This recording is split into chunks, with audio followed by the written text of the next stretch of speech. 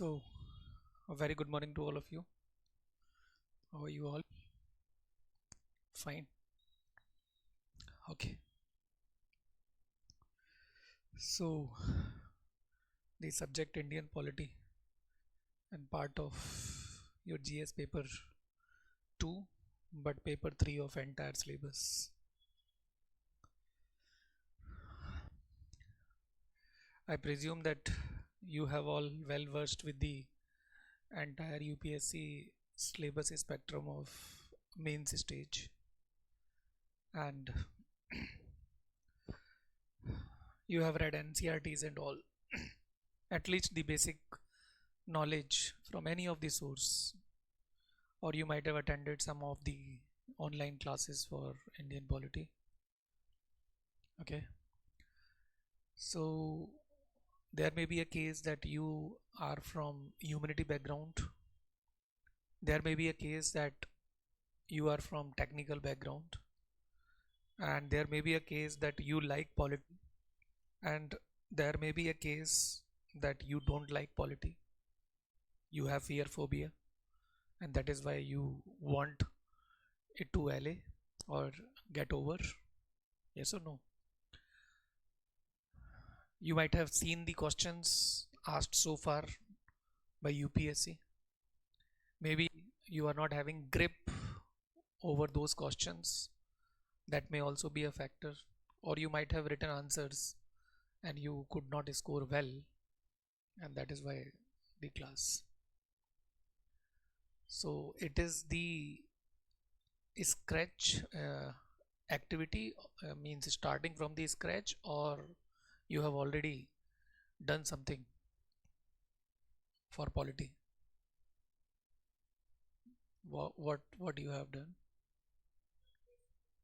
Basic books, like 11th 12th NCRT. And okay, okay.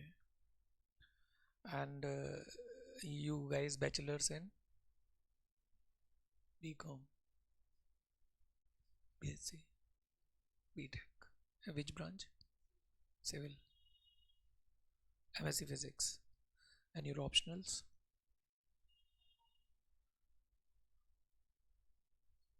Sociology. Okay. Geography. Okay, good. So the preparation for civil services exam, right?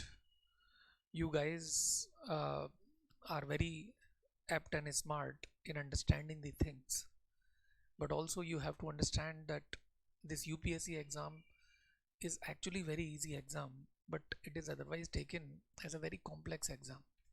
This is the only problem of the people, that what is not actually required are going to that level, becoming an astronaut or rocket science of UPSC area and domain, which is not required. And actually, to be very frank, if NCRT's books are to be read, the newspaper like Hindu or Indian Express is to be read, which becomes the base, and then the graduation or the honors level knowledge is required for your optional, where this exam is hard. This exam is hard only when you see your competitors. Otherwise, in terms of the score that you need to get, this is I think less than 50% that makes you an IAS. And is there any exam which makes you the hero of your life with the mere 50% or lesser than that? You feel shame in mentioning, okay, this is the percentage that you got in 10th, 12th, or in graduation. But here, if you are mentioning, okay, I got only 45% in one competition that I appeared in, so people will be thinking, oh, 45%. No, we will not talk. You understand that?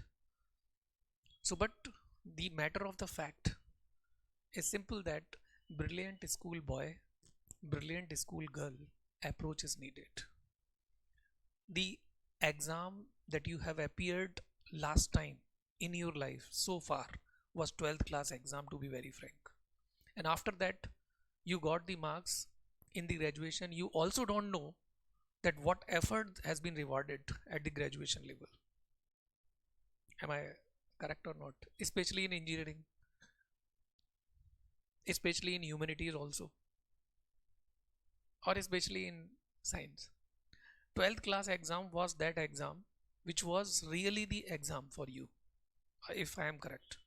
And after that, so many opportunities, so many, you can say, things in life, so many exposure, no compulsory attendance, or you can say proxy system in the college, you know, has put you in that situation to be non-serious for that those years and semesters. So what I mean to say is that 12th class was the benchmark that you need to have here also. Then in 12th class, what are the approaches that you had for this exam? Number one, not going about the fatty books, but about the abridged sections. Hindi में कुंजी बोलते हैं, right? The solved last year questions in 12th class. When if you were having, if you were having the coachings, so directly the notes, and you were reading those notes and retrieving the same information in the exam and getting it passed. So it was not about the books in 12th class. UPSC is also not about the books. As simple as that. It means if UPSC is to be talked about, then handwritten notes, very very important. If one topper is saying that no, I did not make the notes, one is not telling the truth. One is not telling the truth, because the truth is known to the sibling of that topper, and that is why the topper doesn't want to tell it to other people, that truth. That is the part of the game, right? Notes making is essential part of UPSC preparation, that too handwritten notes, right? Now you may ask, why sir, why it is so? So, and then I will be asking a question that at main stage,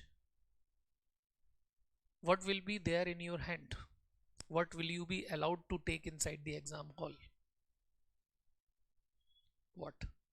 Simple pen, Reynolds pen, which is lighter, or any other pen which is liked by you or by your hand. 10 rupee, 20 rupee pen means at max 50 rupees material in your hand. That's it. And one eye card. And here the brain. Yes or no? And but to have that pen as a sword to fight the game for your life, should have the muscles in your hand to use that pen as the sword to win that battle. Have you developed the biceps and triceps in this hand? Means if you are writing by using right hand. You are getting my point. So have you ever thought that how many words are to be written in the main stage in 3 hours? Can I write those number of words in the legible writing, not the doctor's writing that he or she may not be able to understand after writing it? Right? So having pity on the evaluator or the examiner, so that he is not frustrated, not into the suicidal tendency that what to do, we can at least do this gesture, good gesture to the examiner and evaluator. Yes or no? Now, if you are writing the notes daily, 3 to 4 pages you are writing, you are not only developing the cognitive faculties, cognitive muscles into your brain, right? Also, you are developing kind of muscles in your hand, so lactic acid then will not be produced to the optimum level you are taking it. That way I'm saying 25 words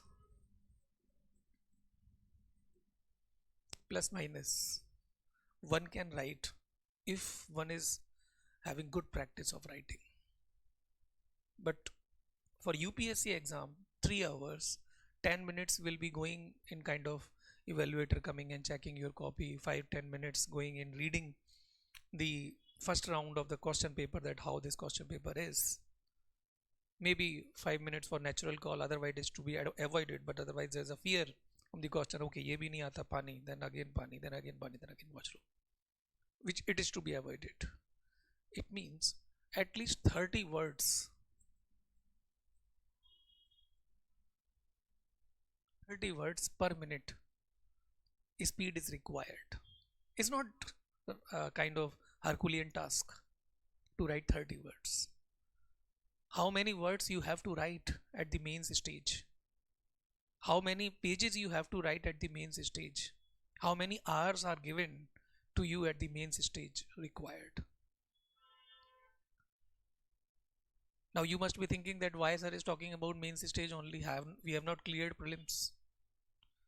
So may I ask this question, that your strategy is based on prelims or on the mains? Mains. And you know that preparation of mains is possible, preparation of prelims is not possible. For prelims, only practice is possible for the practice that has been done for mains. Simple. Right?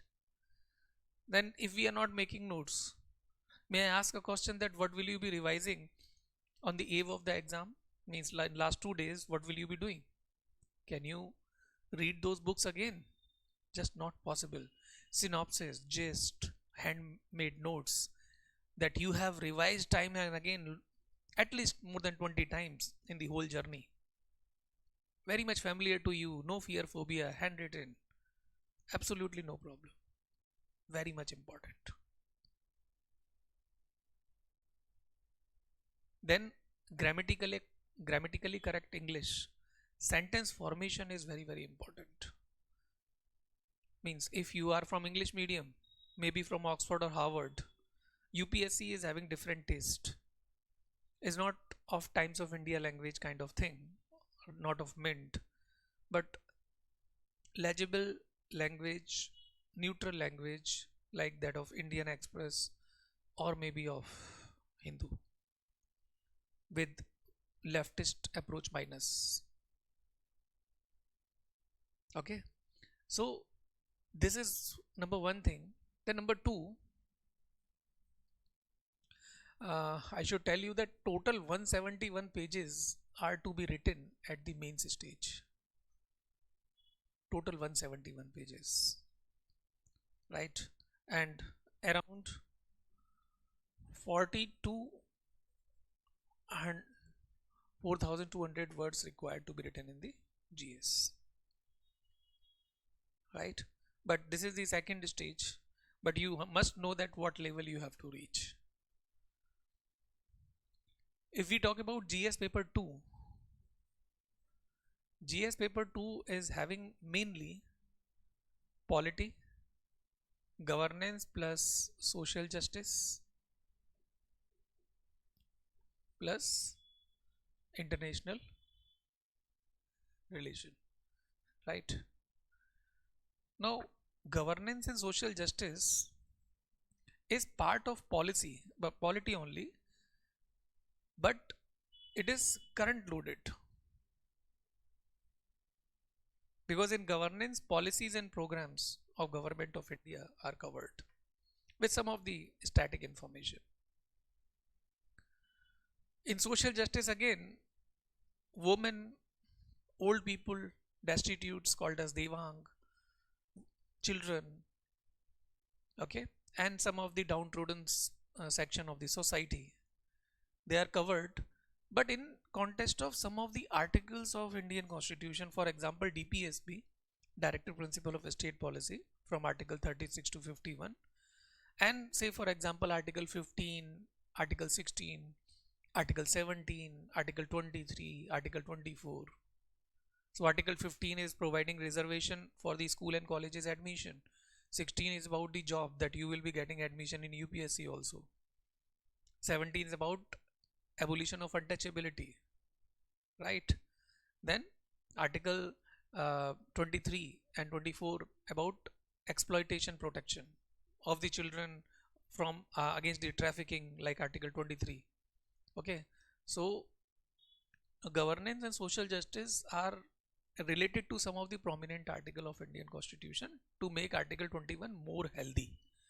Article 21 means right to life and personal liberty.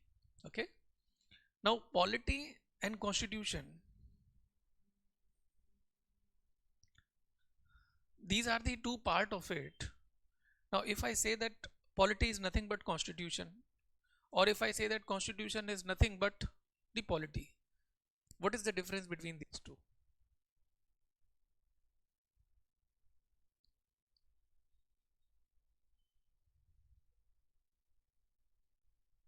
Hmm. So constitution based practices in a democratic setup is called as polity. So essentially constitution is theoretical part and polity is the lab of that theory. In chemistry we can say this. Then what is governance?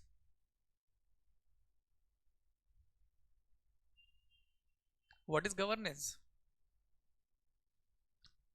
What is done to practice that polity in context of reaching or taking the product of welfare to the people is called as governance. In a nutshell, government in action is called as governance. Then what is the difference between government and polity?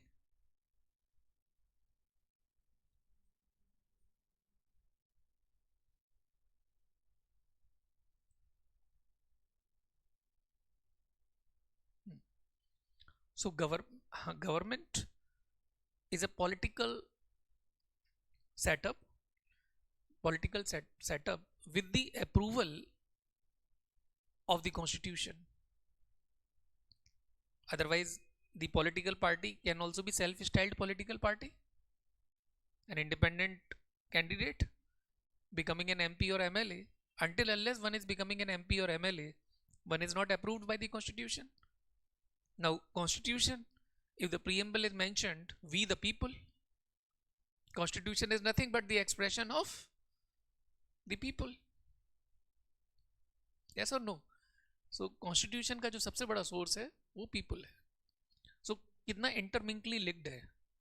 सो मैं यदि इसे एक ही शब्द में रखना चाहूँ, जैसे UPSC beautify करता है एक्सप्रेशंस को, so I will say that the constitution is basically supreme law book, the theoretical part which is practiced in a lab called as polity, which gives a group called as government on the basis of election, which takes the product of welfare to the people as part of governance. कुछ नहीं, कोई rocket science नहीं है. जो हमने अभी मोतियों के रूप में देखा है उसको एक धागे में पिरो दिया बस सीक्वेंस में. सिंपल यही है आर्टिकुलेशन, बात को कहने का सुंदर सा तरीका, गागर में सागर भरने की जो ताकत है, बस यही दो चीजें हैं यूपीएससी के लिए.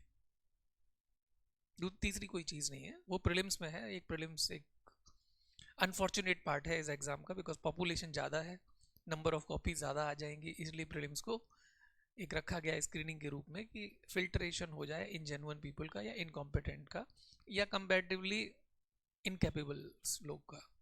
मीन्स जो एडमिनिस्ट्रेशन में ना आ पाए, क्योंकि वहाँ पे आएंगे तो उनका उतना टैलेंट नहीं है जो एडमिनिस्ट्रेशन की बातों को समझ पाए. It's not that they are not talented, but they are not in that frame. That's it. Okay, now GS paper 2 is of 250 marks,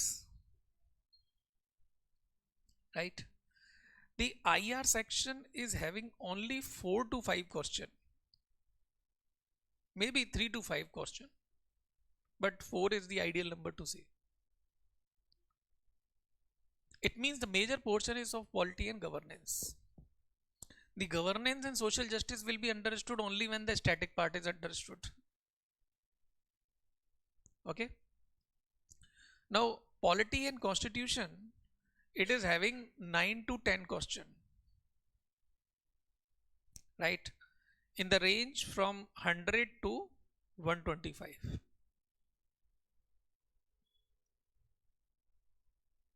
So 100 marks we can say that assigned to the polity section, right?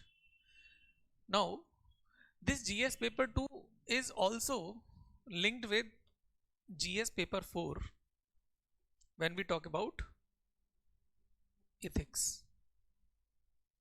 There is a caption in it in the syllabus of ethics that probity in governance, right?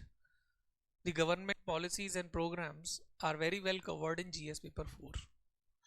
But the understanding will be developed only when you have read the constitution in one sense. Then its link is with the essay paper.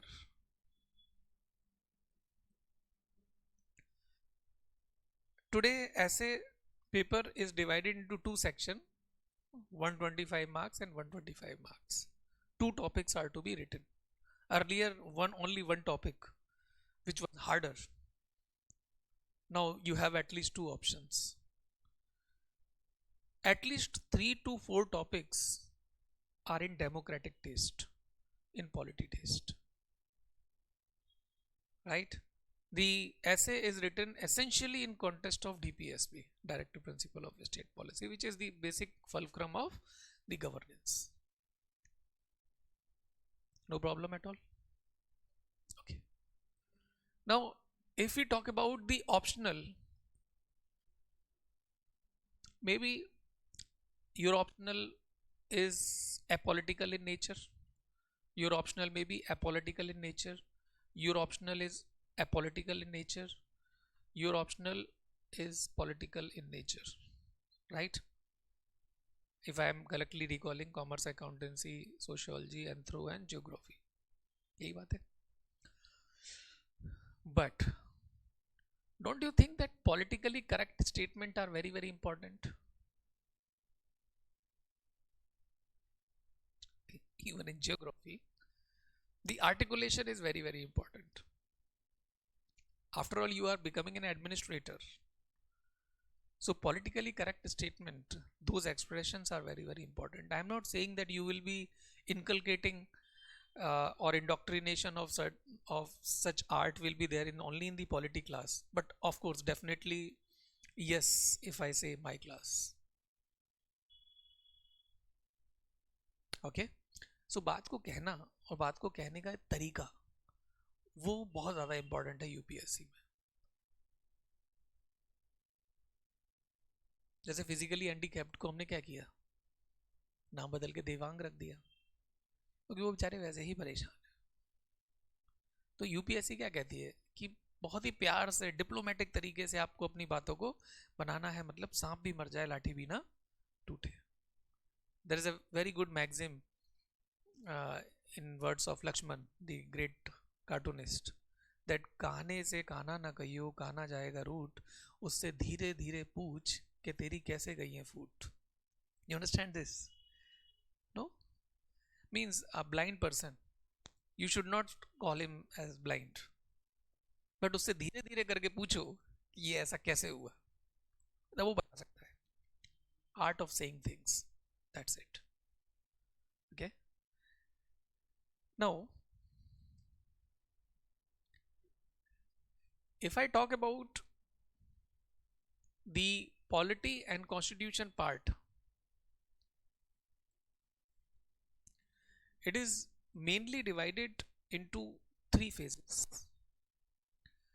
First is historical phase, that today's constitution is basically the significant development of the so-called British India time. Okay, we have to understand this. Then there is introduction part.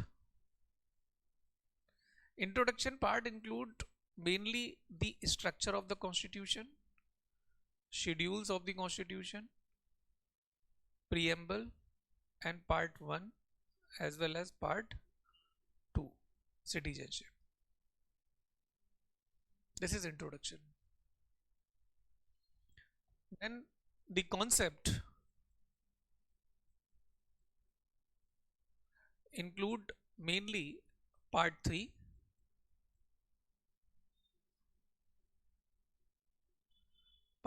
that is fundamental right,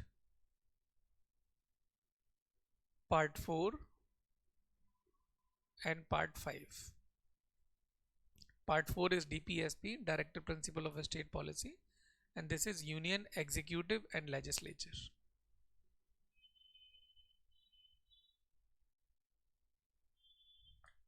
Okay. Now after this there remains other sections. For example, part 6, State Executive, State Legislature, that is the Vidhan Sabha, Vidhan Parishad, Governor, and then the constitutional bodies, non-constitutional bodies, Panchayat, and many factual information. But if you ask me, the main fulcrum of Indian polity and constitution subject is fundamental right and part 5. If you have understood this, 75% of the story is, and सबसे ज़्यादा time इसी वाले 2 chapters में लगेगा, marathon chapters है बड़े. Okay. Otherwise then इसके बाद में यदि हम देखें Panchayati Raj institution, then state legislature, constitutional bodies, non constitutional bodies, statutory bodies, ये उतना परेशानी नहीं देता है जितना परेशानी थोड़ा समझने में, परेशानी तो नहीं, थोड़ा सा इंटेंसिटी ज़्यादा रहती है. ठीक है. तो हम लोग क्या करेंगे कि पहले हिस्टोरिकल अंडरपिनिंग और इस वाले सेक्शंस को कवर करेंगे, देन कोशिश करेंगे कि इसका थोड़ा सा सेक्शन हम लोग कवर कर लें और फिर इस वाले सेक्शन पे आएंगे.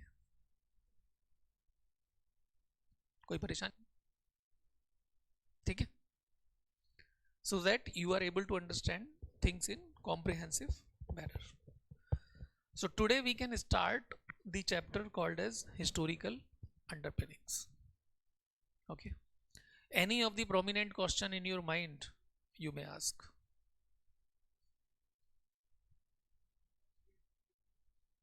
State legislature plus executive. The governor I told.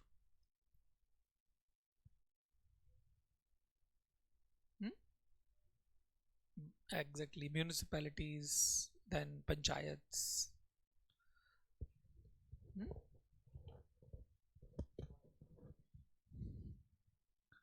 In the constitutional bodies we will be covering judiciary, elections,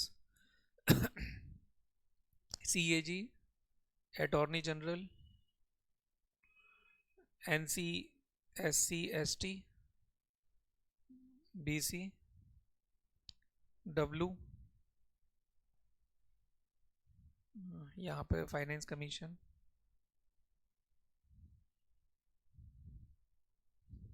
right? We'll be covering it. And other than that, there is always a section called as miscellaneous. We'll be covering rest of the things. But main fulcrum, questions, most important part. And after covering this, we are going to have a program called as AFC, after foundation code, which is quality enrichment program, wherein the PYQs, which are of course part of it but not in that detailed format, PYQs with the prediction of the questions which may be asked in the future, in next 2 years span, the newer questions, all the PYQs so far asked, plus the questions that may be asked or will be asked, of course, कहीं ऊपर से तो आएंगे नहीं question बन के. Okay. So, any other question? No?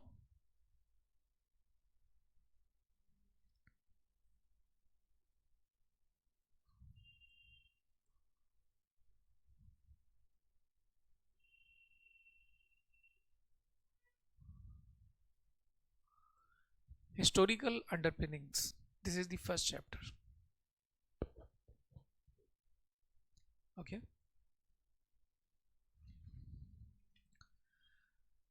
In the books, there is a year something called as 1773 Regulating Act. Regulating Act. Books के अंदर यहीं से शुरू होता है. Books means the prominent books that you must be having in advance Lakshmikant book.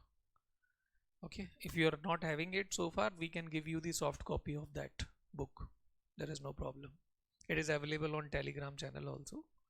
But from our site, my book will be given to you. You please read it, assess it, and do let me know that how it is.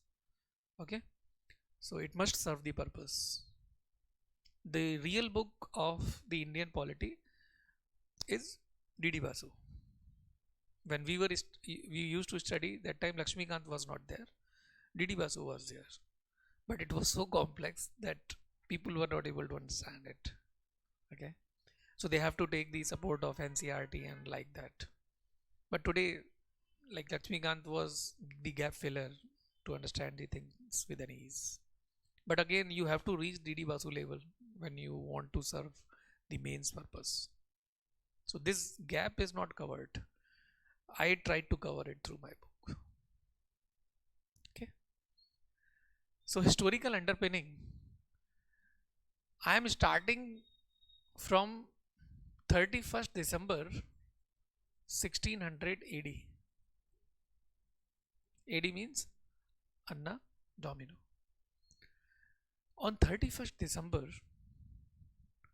Queen Elizabeth gave a royal charter permission to East India Company to have legal trade in India. What does it mean? That the route discovered by Vasco da Gama was used by the merchants, and that was the only one of the prominent sea routes to explore other continents.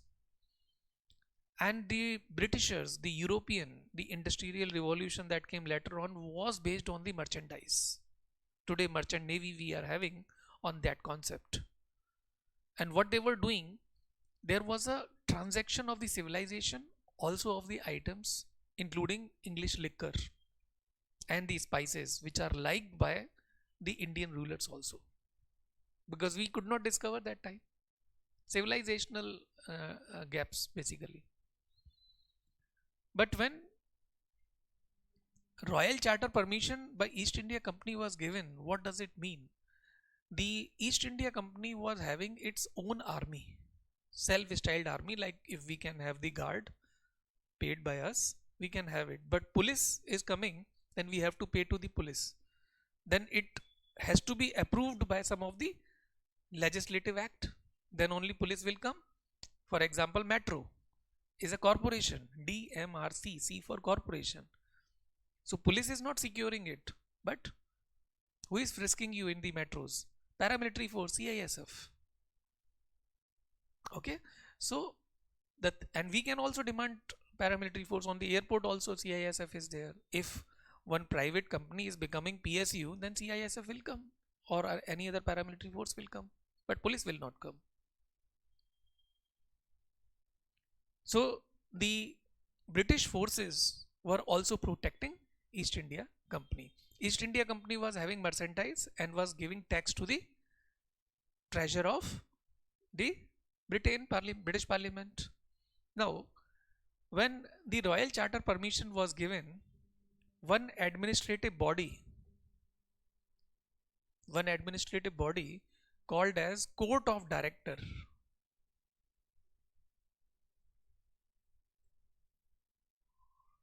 right, was formed by East India Company, with one governor, and there were 24 one-man committee. 24 one-man committee means one committee or one ministry with one minister in it. There is a possibility that one man department, one man ministry is possible. So 24 one man committees were there under this governor. Now, when the company came here, Mughal Empire was there, but Mughal Empire was not that strong. They were searching for some avenue or opportunity to grab more power because taxes, the imposition of taxes was more. And such opportunity came in form of sudden death of Aurangzeb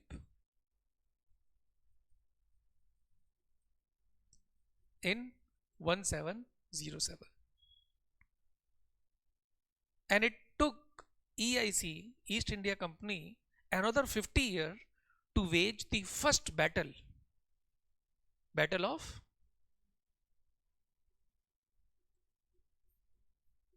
Plassey against Sirajuddaulah, Nawab of Bengal, and the allied parties. The victory of East India Company in this war or in this battle laid the foundation of British Empire in India.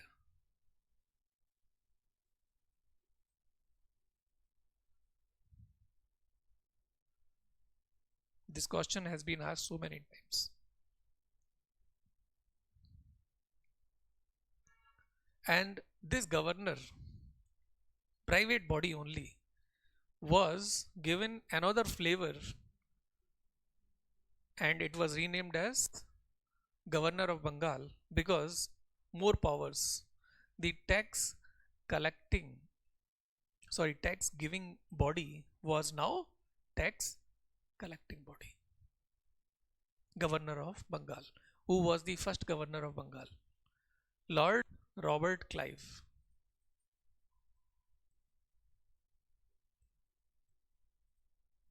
Lord Robert Clive. यहाँ तक की बात समझ में आई?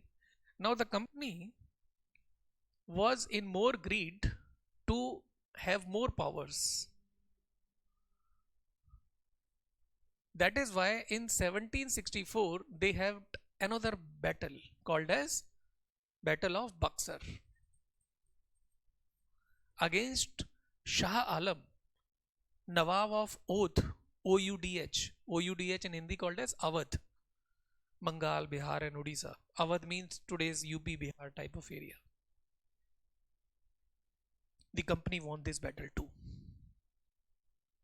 which resulted into what is called as Treaty of Allahabad, wherein the Diwani rights, Diwani means the tax collection rights from Bengal, Bihar and Odisha, came to the fold of the East India Company. Now you do let me know that a company which was paying tax, now the tax collecting body, will it not be inflating the revenue of this company? Definitely yes. This company was under the debt obligation also that it had taken from British Empire. It was not repaying it. Why? Because rampant corruption was there. Rampant corruption means widely spread corruption. And because of this fact, the complaint against the company that it is evading the tax, evasion of tax evasion, tax जमा नहीं कर रही है, was registered in the British Parliament, and there was a commission set up to inquire about such complaint. That commission's name is Lord North Commission. This is not given in the books. Lord North Commission. This commission found the charges correct. I'll give you the dictation of entire thing after the things are understood. Lord North Commission. Now this Lord North Commission told that yes, the company got into not only the corruption or corrupted practices but also nepotism, and hence the company activities be regulated.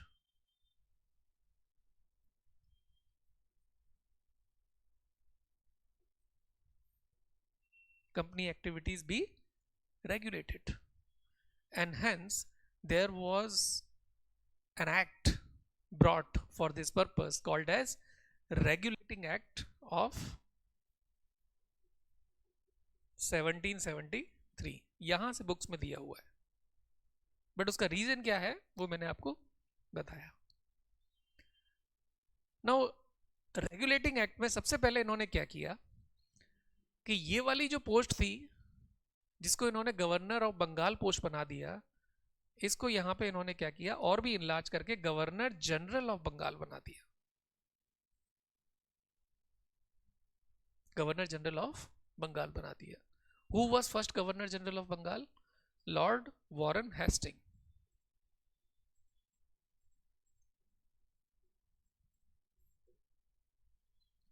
And why Governor General of Bengal? Because say for example this is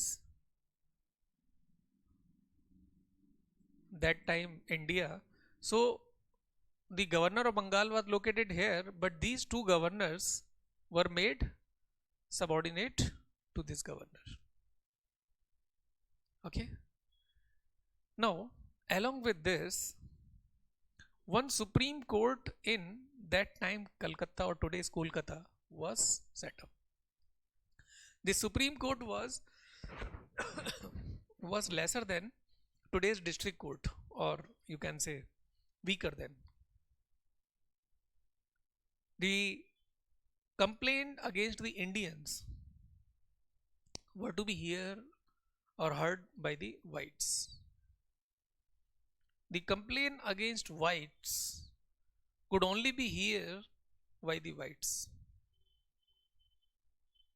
because इतनी सारी problems है तो complain तो होनी है, but यहाँ से थोड़ा जुडिशरी का दिखाई देता है. नहीं तो executive was the judicial body कि हमारे खिलाफ कंप्लेन है हम ही सुनेंगे, ये तो कोई बात नहीं होती. Right. Now apart from this there was one significant development that the companies activities are allowed only for 20 years till 1793. Till 1793, and beyond that company activities can be extended, or companies control on this subcontinent can be extended if company is doing fine, means not getting into the corrupted practices. It means what? It means this license is only for 20 years and its license will be extended for another 20 years by what is called as Charter Act. So means till the time the company's control is there in this subcontinent, its charter will be renewed for another 20 years again and again by what is called as, its license will be renewed by what is called as Charter Act. And that is why in every 20th year, like from 1773, if you add 20, you will be reaching 1793, then you will be reaching 1813, then you will be reaching 1833, then you will be reaching 1853. उसके ऊपर नहीं जा सकते, थोड़ी दिक्कत हो गई थी, बताएंगे वो क्या है. Now after this 1773 there was one in between development before we reach Charter Act. Now what is the Regulation Act 1773 and Charter Act? Why the name nomenclature picked up for this purpose? Charter, what is the meaning of charter?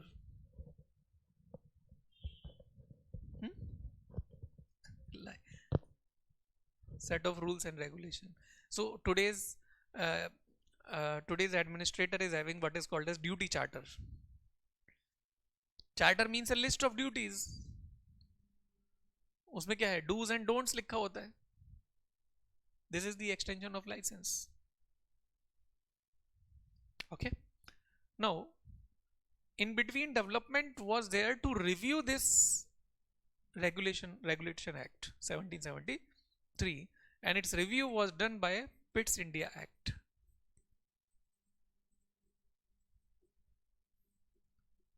1784.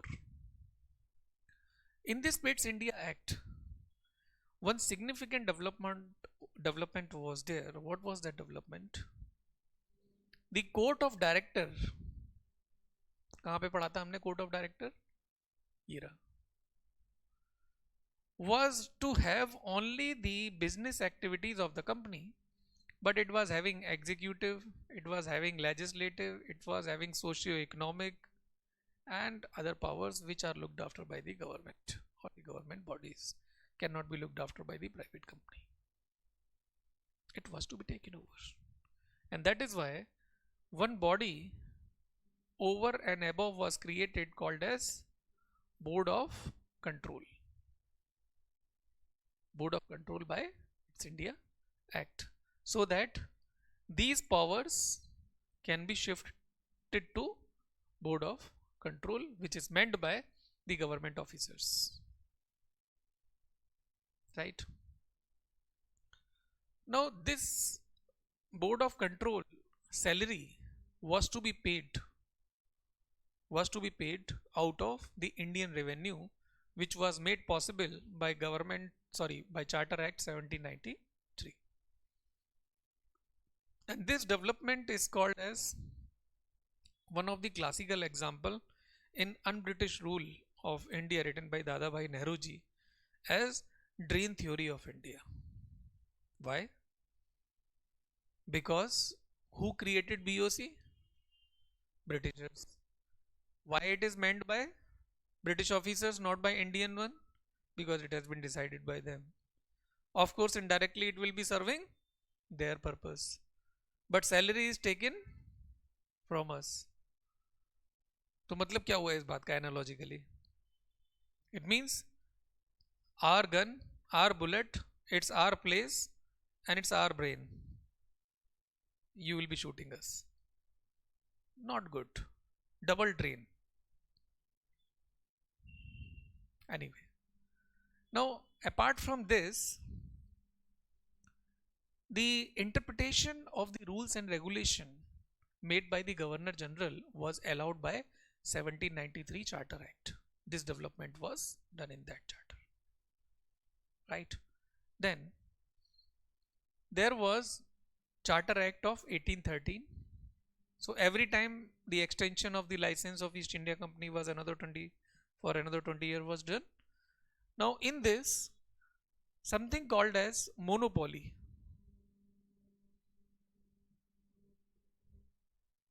Monopoly means what? Monopoly means the single-handed right to handle something. Monopoly means no competition. Monopoly means I can dictate my terms and condition for the want of services, and you are compelled, you are forced to take it. No other option. So Britishers were more in numbers.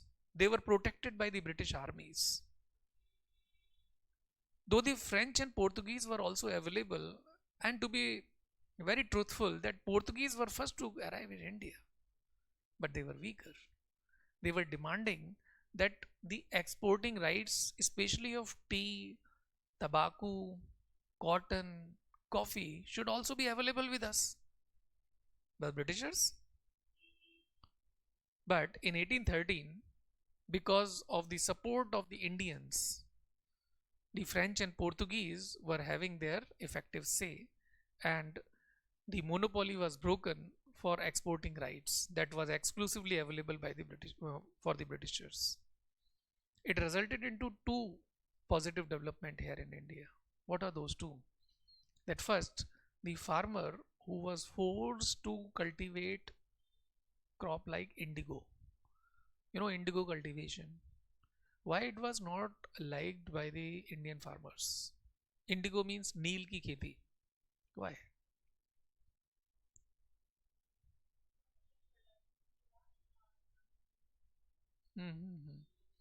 Yeah, it was sucking all NPK kind of nutrients from the soil, rendering the soil unfertile for another next 3 to 4 years.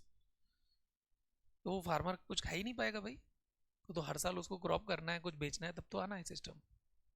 At least barter system में वो कुछ exchange तो करेगा अपने crop को. वो भी नहीं कर पाएगा. एंड देन नील is not a consumable item. So subsistence economy is also not there. So that was the main reason. Then if I am the sole and only purchaser, I'll be giving you whatever price I want, and then I will be selling it at the premium price. Competition is not there. When French and Portuguese are also there, then farmers are having competition. And the international fora also, while exporting it, you are also having competition. So these two developments were there. Then coming to 1833 Charter Act, what happened in it?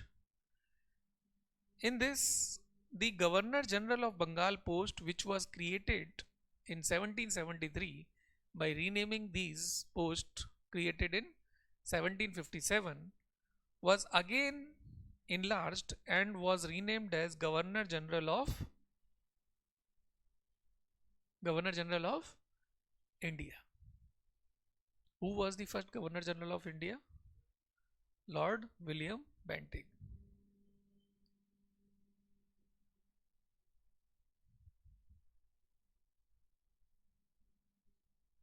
Why Governor General of India? Because of the fact that the military powers are also given to this gentleman, so-called gentleman. Okay.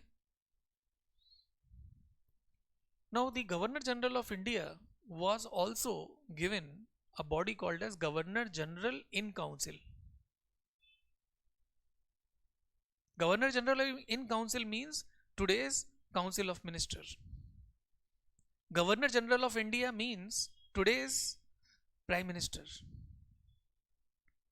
And when Governor General has been given one council, it has to be provided one place to sit. An Indian Council, which is today known as Lok Sabha, was also created. So birth year of Lok Sabha is 1833. यहाँ तक की बात समझ में आई? So these three significant developments were there, but there was also one good development, that the faint recommendation to have a body called as Law Commission. Though this Law Commission was brought in 1853, but the recommendations were there in 1833.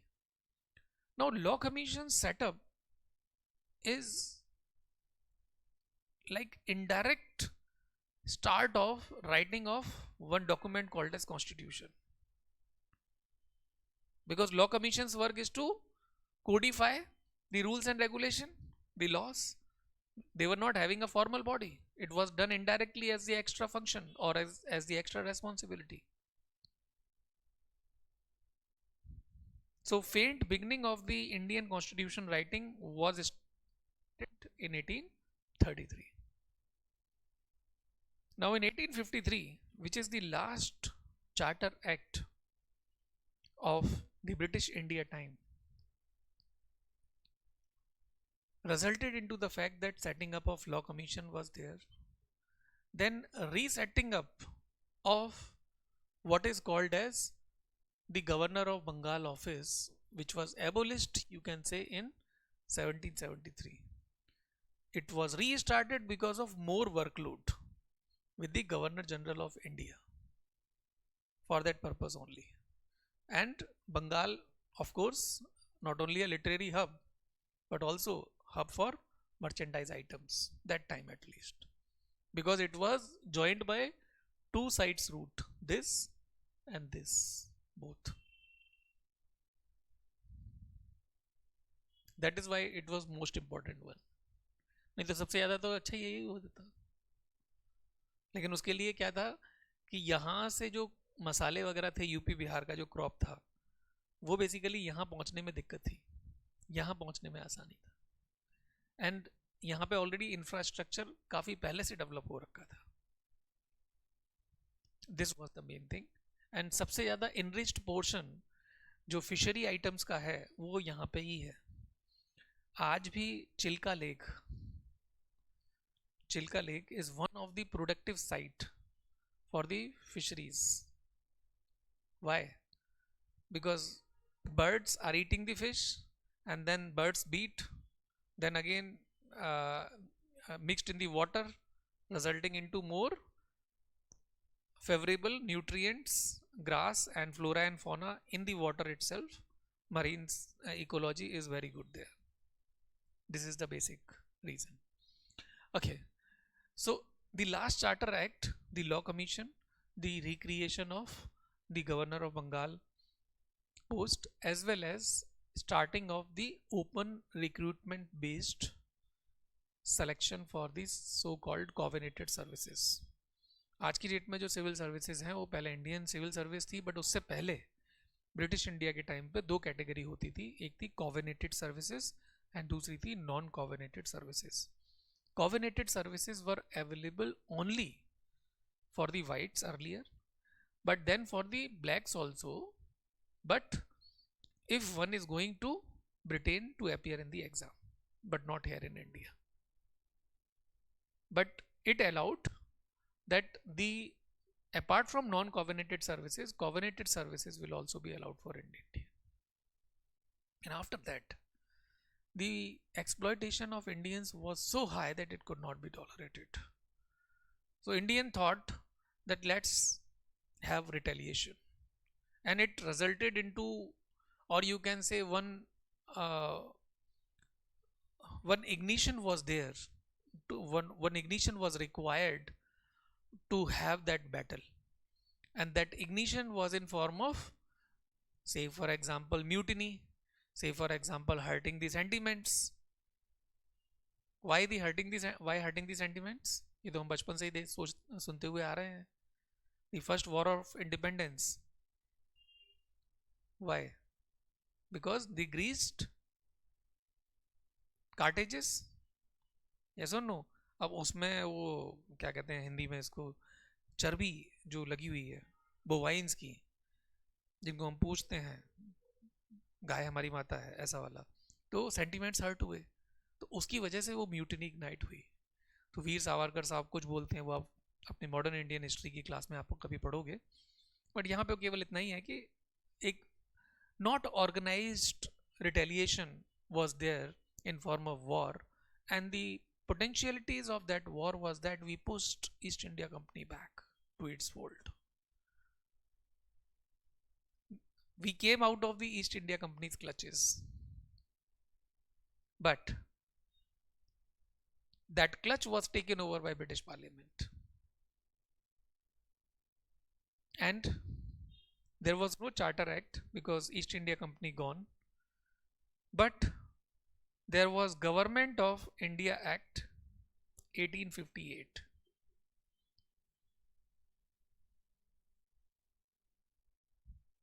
To take over British India from East India Company. In that, possible pacification was done for Indians by abolishing what is called as doctrine of lapse. What is doctrine of lapse? For which Rani Lakshmi Bai fought, means the queen or the king, if they are not having their natural offsprings, then that area will be taken over by the Britishers. At least they have the right to adopt a child, but it was also denied. So it was given, means it was abolished. Then the BOC and COD, these both were abolished, and instead of this, one new post called as Secretary of State over and above Governor General of India was created, who could also be called as Viceroy when in contest of Queen or the Crown one is seen. So today's Secretary of a state, post is equivalent to the president, nominal head. So first Secretary of State was Lord Stanley, and first Viceroy of India was Canning.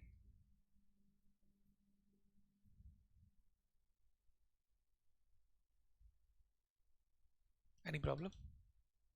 No problem. तो इतनी सी बात आपको समझ में आई? इसको हम लोग लिख लें. Please right. ये आज का जो डॉक्यूमेंट है आपको मेरे हैंड रिटन नोट्स में भी मिल जाएगा, बट फिर भी आप लिखो, बाकी दूसरे नहीं मिलेंगे आगे. बस आज ही आज का मिल जाएगा, क्योंकि पहली बार एक मेरे टोन एंड टोनर से आपकी पहचान हो रही होती है ना. So anyway, today's Indian Constitution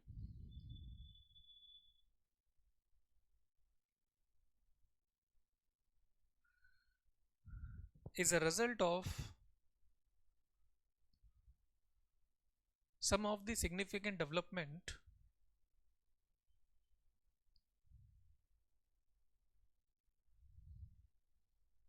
some of the significant development took place in British India.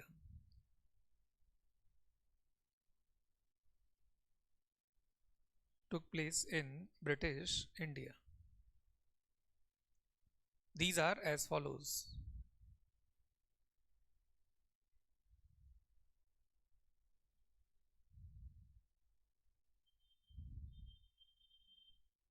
These are as follows. Number 1. On 31st December 1600 AD, Queen Elizabeth I, Elizabeth, Elizabeth I, gave royal charter permission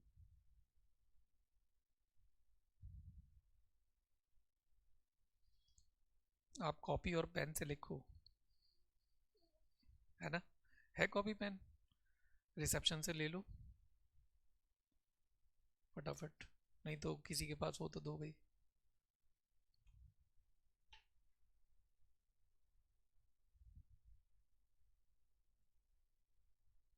after all हमें हाथ ये चलाने तो केवल pen को पकड़ के ही है, क्यों ना उससे पहचान अभी से ही होने लगे.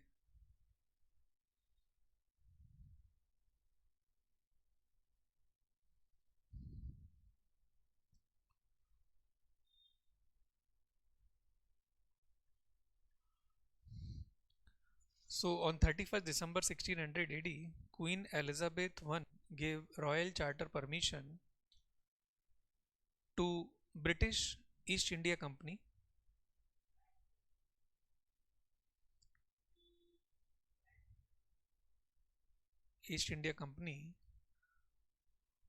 to trade in India. To trade in India. Such permission was given to George Arl, EARL, was given to George Arl.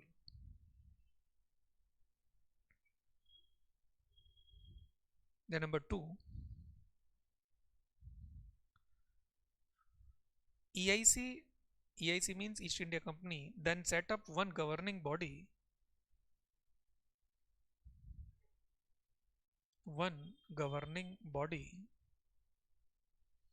called as Court of Directors. Called as Court of Directors for company's affairs. For company's affairs. Full stop. In COD, there was one governor. There was one governor and 24 one-man committee.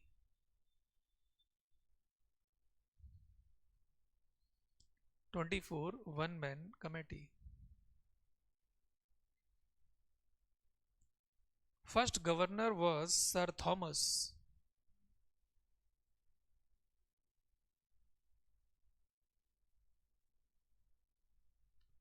First governor was Sir Thomas. The number 3, due to decline of Mughal Empire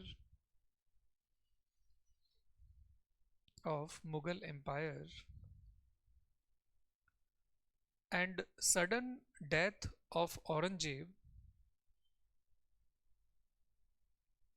in 1707,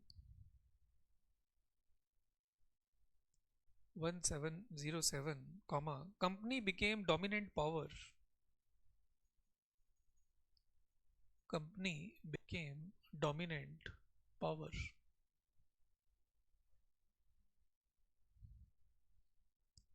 Full stop. Its victory in Battle of Plassey. Its victory in Battle of Plassey in 1757 laid the foundation of LAID laid the foundation of British Empire in India.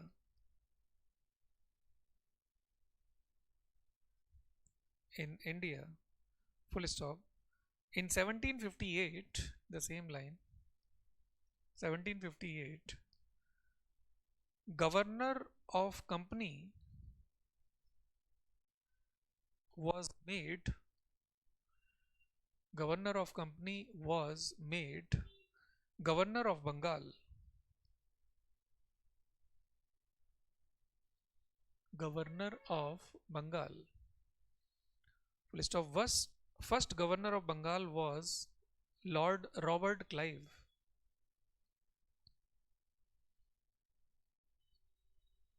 Bengal was Lord Robert Clive. The next point. Very soon, Battle of Buxar, Buxar, Battle of Buxar, 1764 was fought. 1764 was fought, wherein company got Diwani, Diwani, Diwani or tax collection rights of Bengal, Bihar and Odisha. Bengal, Bihar and Odisha. In bracket, Treaty of Allahabad was signed for it.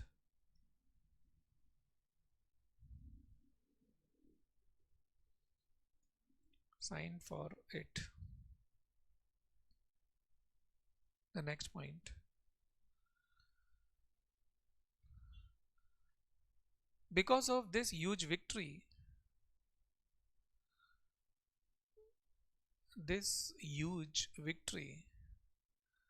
there was multifold increase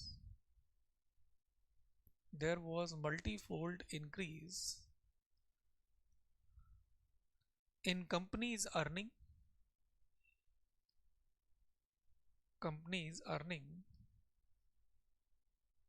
which led to rampant corruption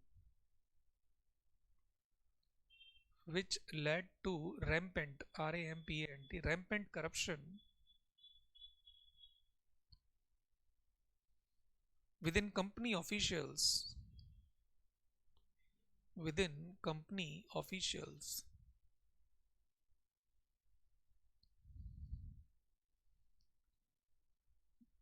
Company was not able to repay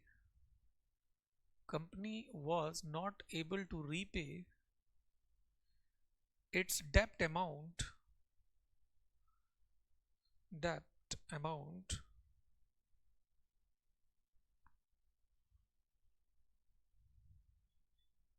which brought into the suspicion fold which brought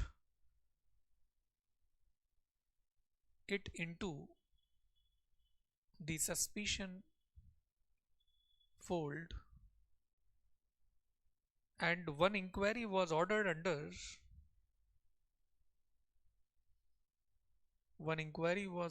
under Lord North Commission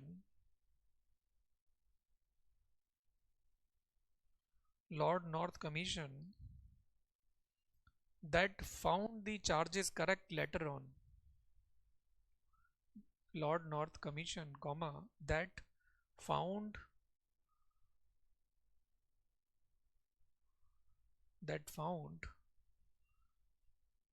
the charges correct. Full stop. Hence, it was recommended that companies' activities be regulated,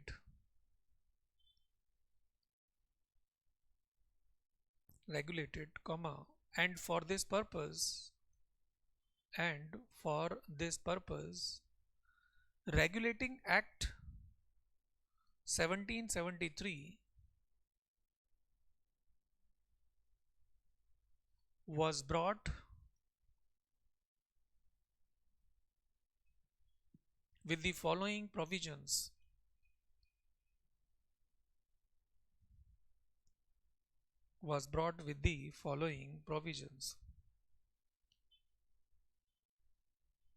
Number 1, Governor of Bengal was designated as Governor General of Bengal.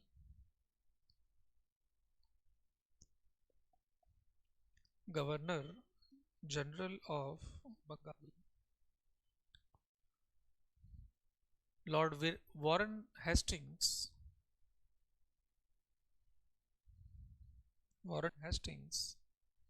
became first GGOB.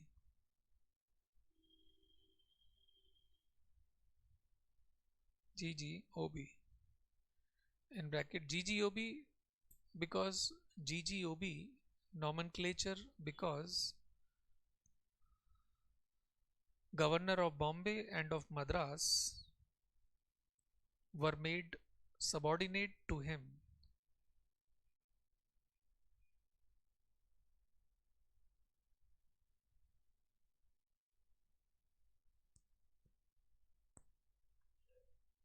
Full stop. It means it laid the principle of central administration in India.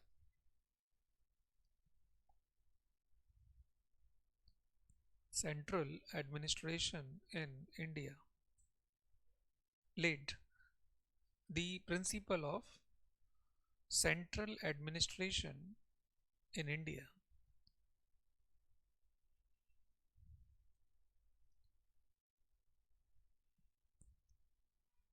The next, company's license was to be renewed. Company's license was to be renewed in every 20th year, 20th, in every 20th year by a charter act.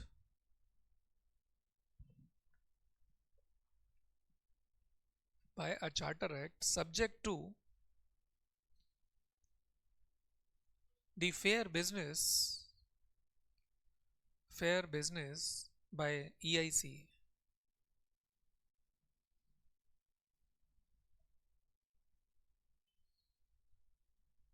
Right. The next, one Supreme Court was set up.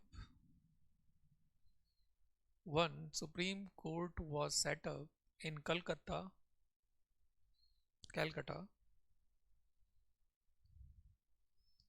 having one Chief Justice and 3 other judges.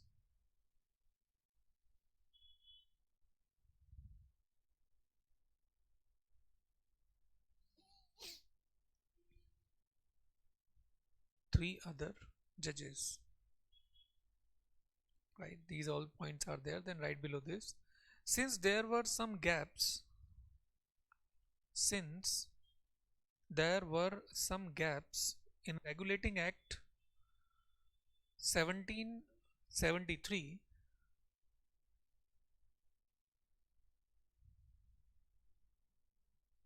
1773, Pitt's India Act, Pitt's India Act 1784, Pitt's India Act 1784 was brought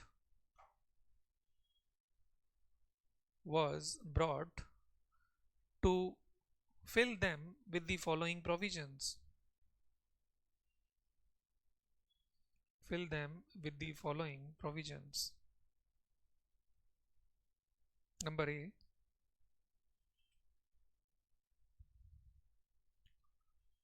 it created a body called as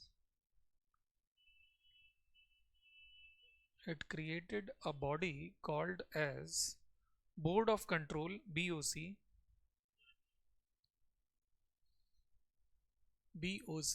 over and above COD,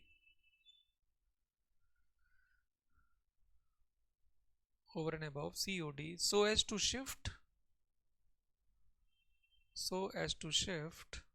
political, revenue, civil and military function, to BOC,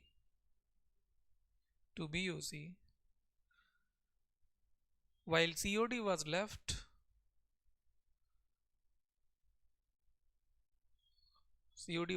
over with only commercial powers.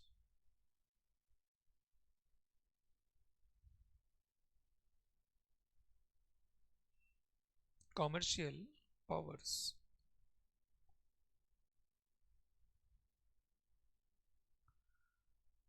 Full stop. Thus,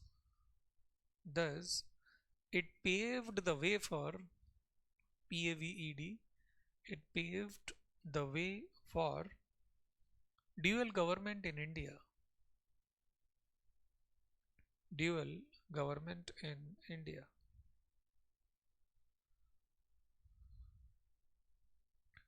William Pitts was PM of Britain.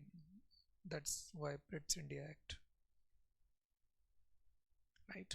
Then right below this, the paragraph. As mentioned above, Charter Acts were to be brought. Charter Acts were to be brought in every 20th year. In every 20th 20th year, to renew license of the company,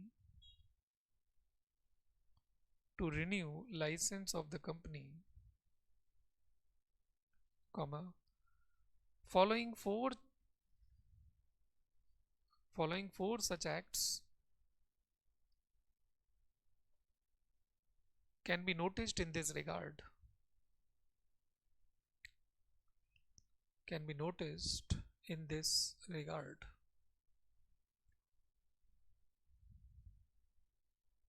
Number 1, Charter Act of 1793.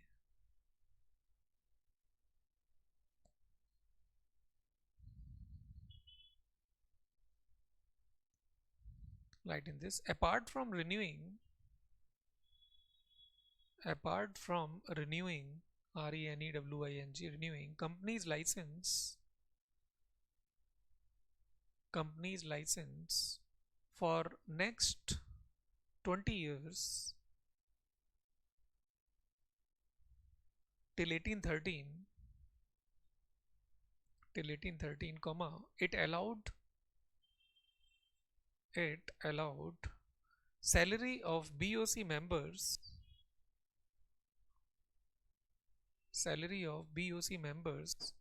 to be withdrawn from to be withdrawn from Indian revenue sites. Withdrawn from Indian revenue site. Let's stop. It is classic example of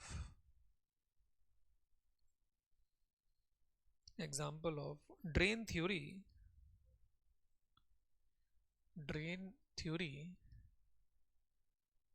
given by Dada Bhai Nehruji, given by Dada Bhai Nehruji. Let's stop. Apart from this, courts were given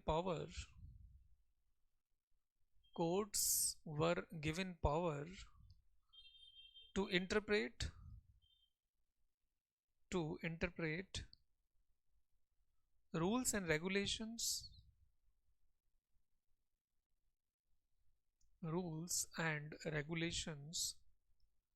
so as to have localizing effects localizing effect in general laws effects in general laws. Okay, then अभी हम लोग यहाँ तक आ चुके हैं. ठीक है, अभी हम इसको कवर कर लेते हैं तो ये और रह जाएगा. Next heading, charter act 1813.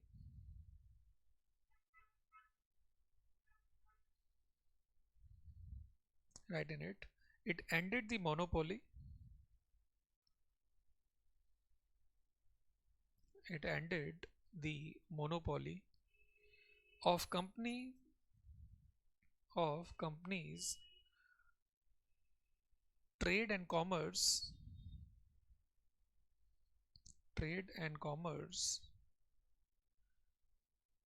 as exporting rights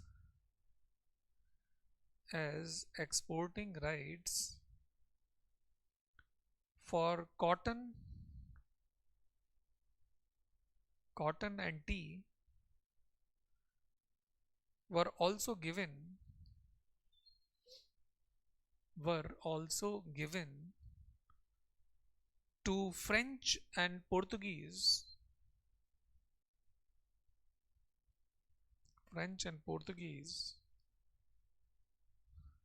except for uh, in bracket except for China, bracket closed, which resulted into fair remunerations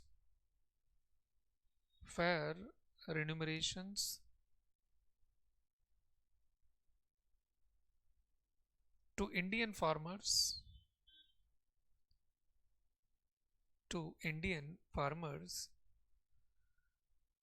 and fair competition in market.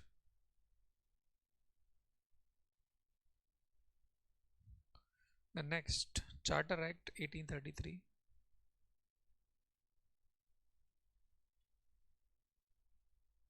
Right in it. It is also called as Saint Helena Act. SAINT, Saint Helena, HELENA. Helena hill है, वहाँ पर island है, वहाँ पर meeting हुई थी इसकी. Volcanic island called as Helena.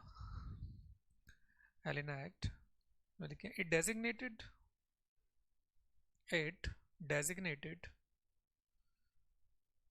Governor General of Bengal as Governor General of India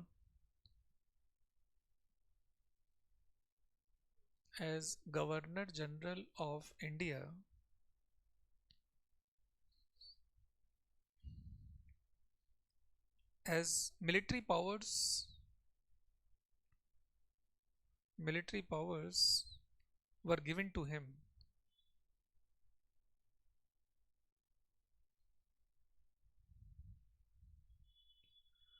Full stop. Lord William Bentinck Lord William Bentinck was first GGOI, Governor General of India in short. First GGOI. Full stop. One Governor General in Council. Governor General in Council was also created. Was also created.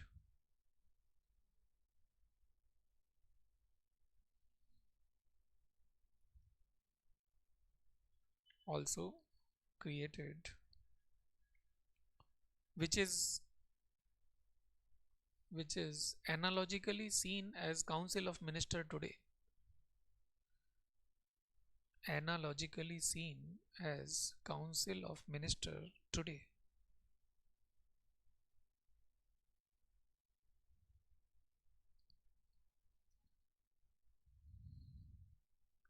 One legislative council was also created which is known as Lok Sabha today.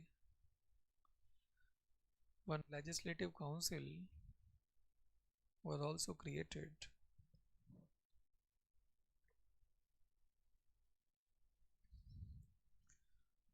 which is known as Lok Sabha today.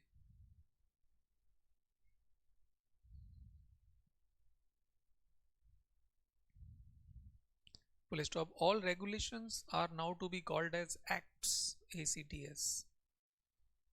All regulations were now to be called as acts.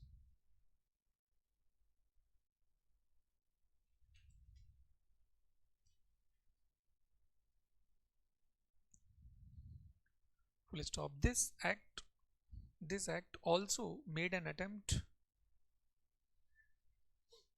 This act also made an attempt to codify, CODIFY, to codify all Indian laws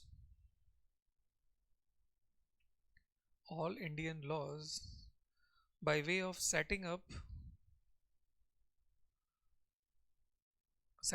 of a law commission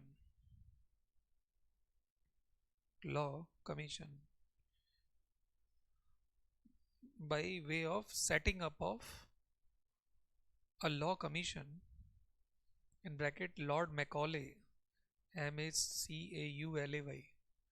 Lord Macaulay was the first chairperson.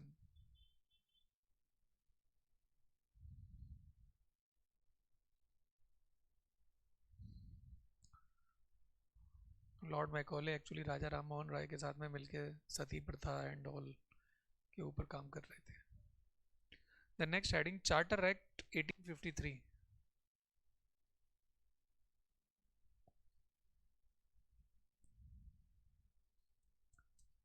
Write in it. For the first time,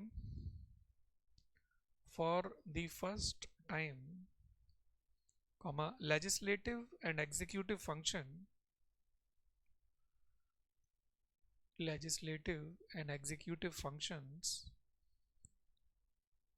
of Governor General's Council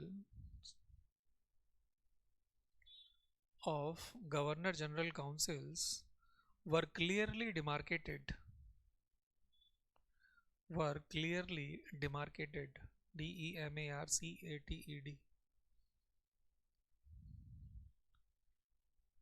which means beginning of parliamentary system in India.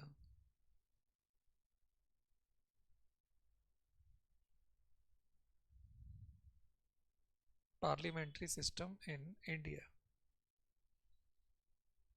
Full stop. It also introduced open recruitment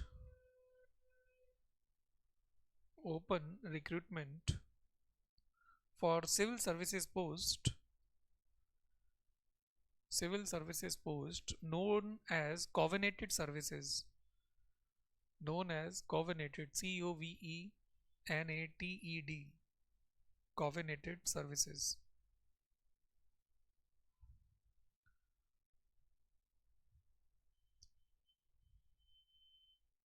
It stopped COD.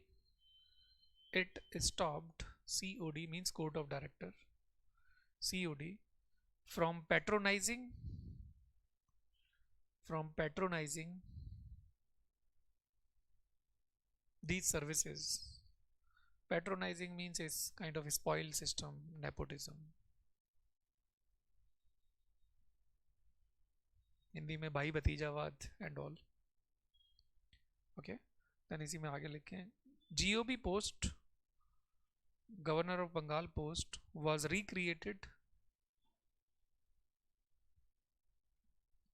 recreated because of more workload, because of more workload. Okay, so first GOB after recreation was Lord Dalhousie only, and Lord Dalhousie was Governor General of India. तो उन्हीं के पास में ये additional charge रखा गया था, Lord Dalhousie, means as a GK only. Then right below this, by mid of 1850s,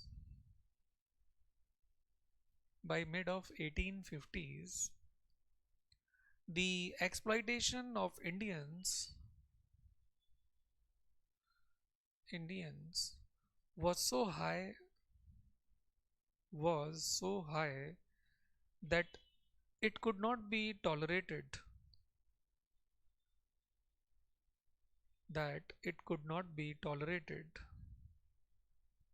full stop. As a result,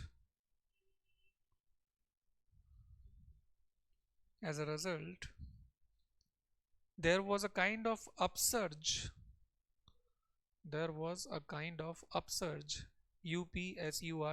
upsurge, seen in form of what is called as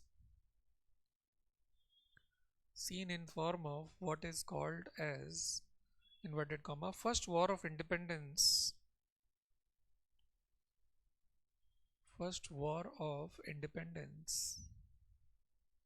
full stop. In this comma, we virtually pushed back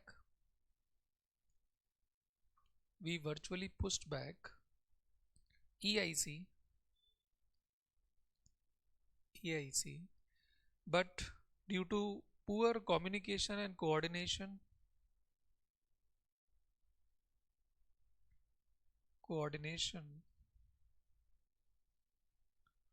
we were pushed back in last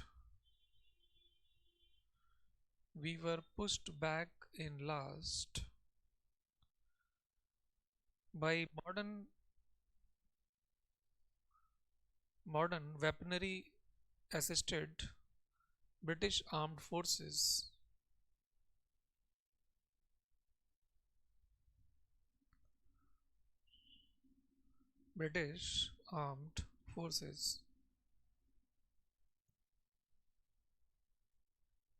Full stop. There was a big shift in British administration in India.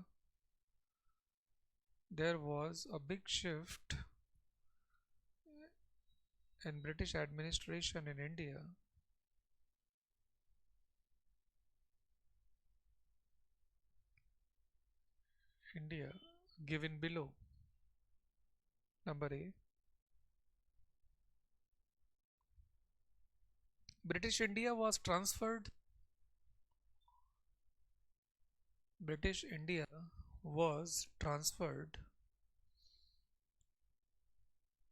from East India Company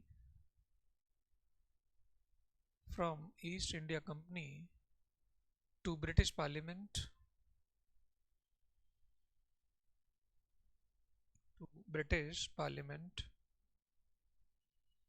And number 2, BOC and COD were abolished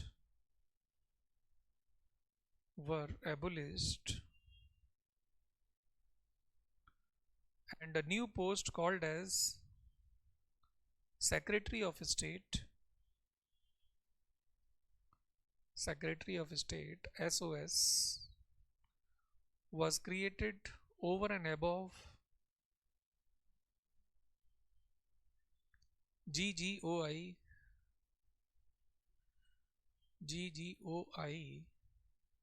who was to be known as Viceroy viceroy in contest of crown.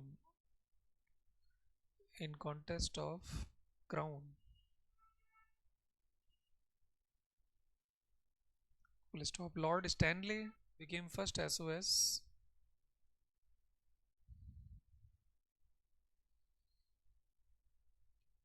Full stop. SOS was member of British cabinet,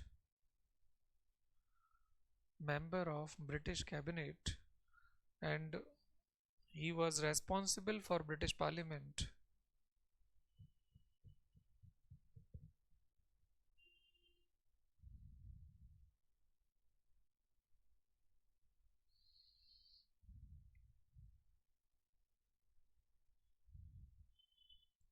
Full stop. Lord Canning became first viceroy.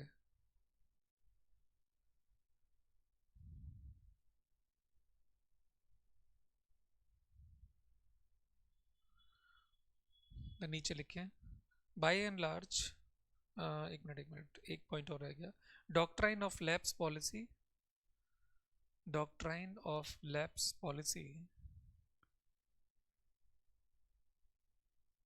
was also withdrawn to pacify Indians. Doctrine of lapse policy was also withdrawn to pacify Indian rulers. Then right below this, by and large,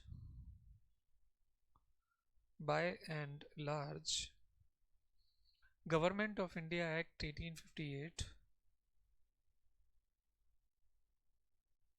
is known as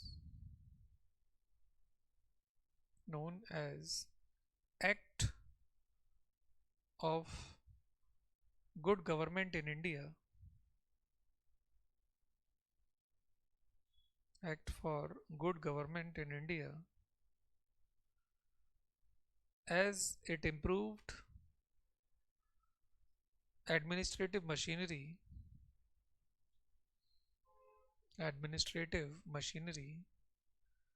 without much change in its pattern. Without much change in its pattern.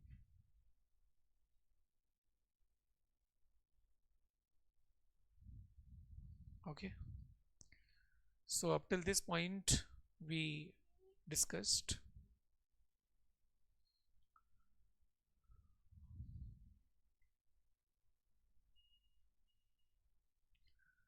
so यहाँ तक की बात हमारी आपकी हो गई है.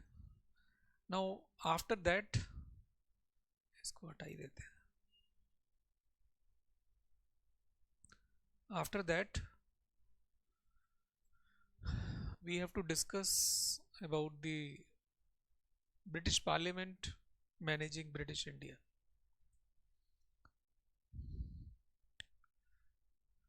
So British India was taken over from East India Company by British Parliament. Now British Parliament is also having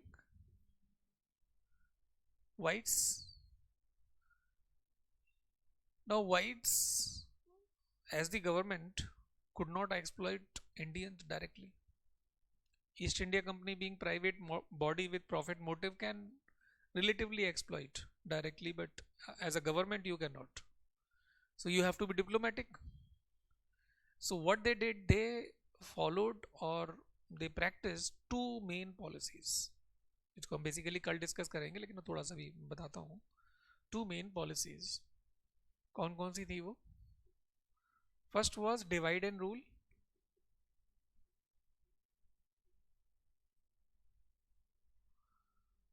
And second was carrot and stick.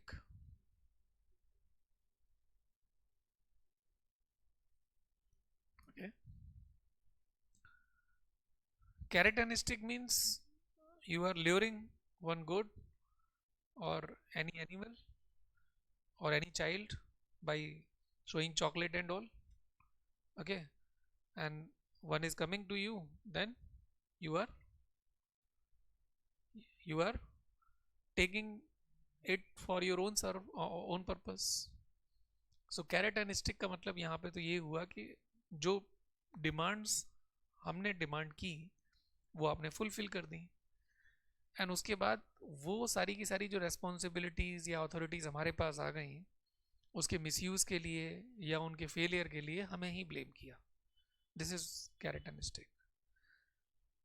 Divide and rule means if the united India cannot be managed, cannot be faced by the ruling authority, exotic ruling authority, then they will be splitting us.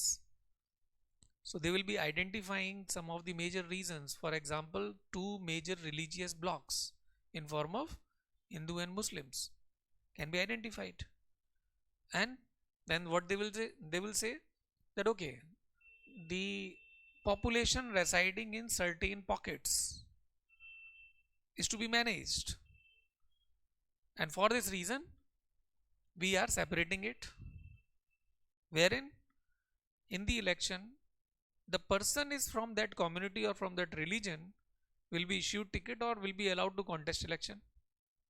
This is fine, but the voter of the same religion cannot vote to any other person who is from other religion but of his own or her own religion. ये कौन सी बात हुई? If I am Muslim or I am Hindu or I am whatever, I can vote for anyone. Yes, but if I am of particular religion or of community, maybe my constituency can be reserved. But in that reserved constituency, if a general class person want to vote for any candidate, one can. That's fine. So it was done. And divide and rules example can be seen in form of Morley, Minto reform or report.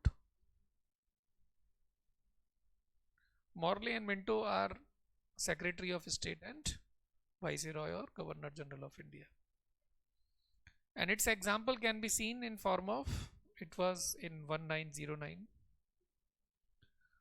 Montague-Chelmsford report.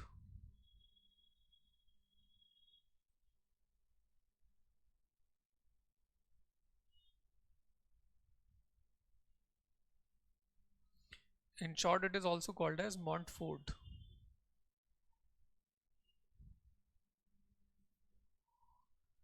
So, what was done in Morley-Minto reform?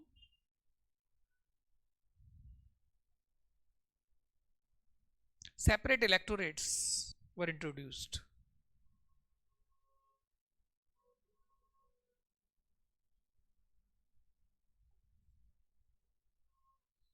You know, 1905, partition of Bengal, and 1911,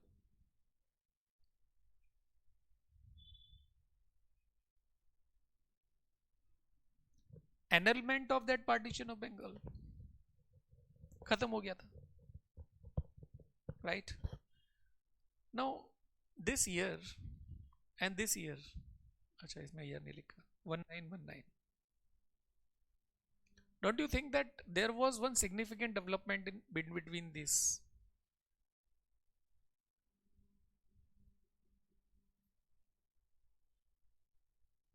Yes or no? World War and our contribution in it was guiding these two developments. Now, the separate electorate that I told, that they were motivating the community leaders who were demanding their rights or rights for their own community. And this fanning of certain seeds resulted into formation of a gigantic tree in form of Pakistan in 1947, two nation theory. This is this development, 1909.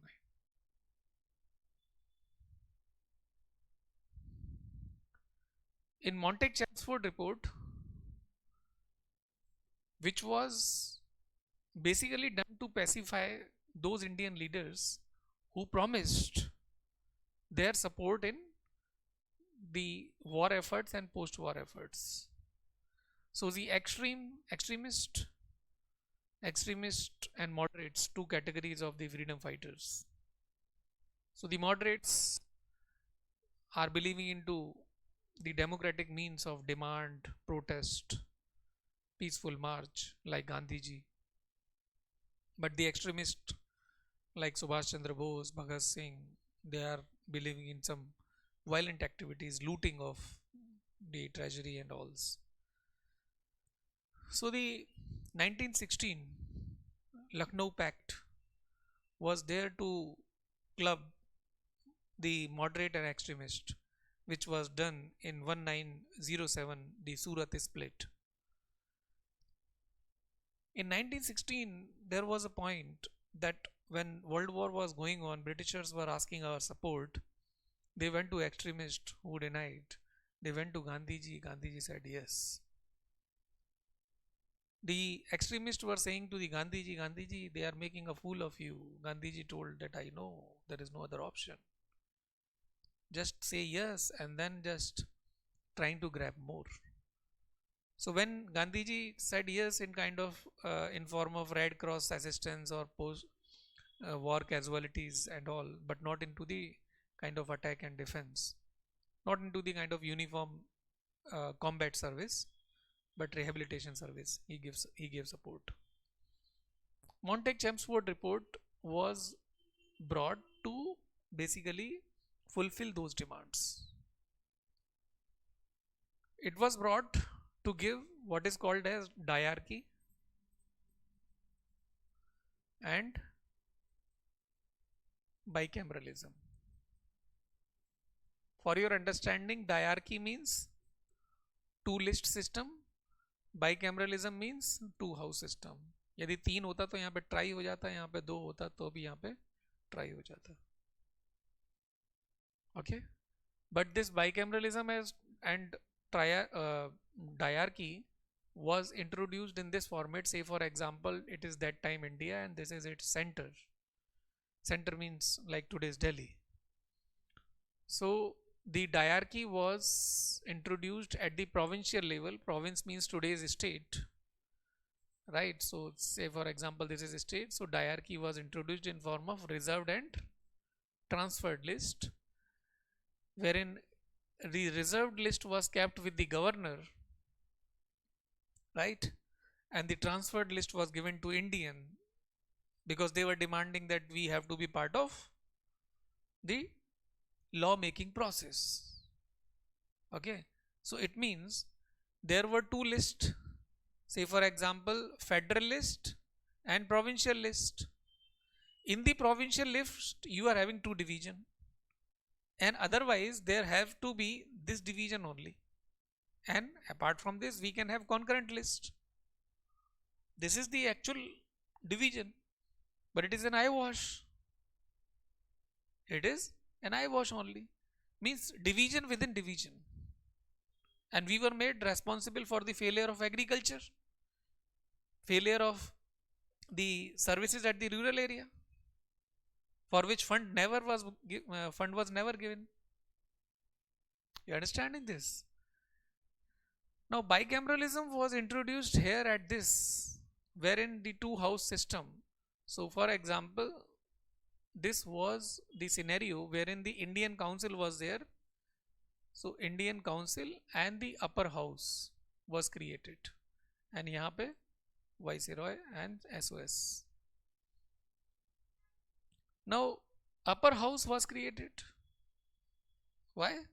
Because Indians were saying that no, we have to be part of what? The law making process. So उन्होंने भी upper house बना दिया. ये नहीं बताया that upper house में power कम होंगी जो आज भी होती है राज्यसभा में. We were also happy. Okay, upper house, not in the lower house. It was also an eyewash that we were blamed for the delayed legislations. Legislations are delayed. So it was just a futile business. It was improved upon in Government of India Act 1935, wherein this diarchy was removed from this and was introduced here in form of three list system found in schedule 7 today.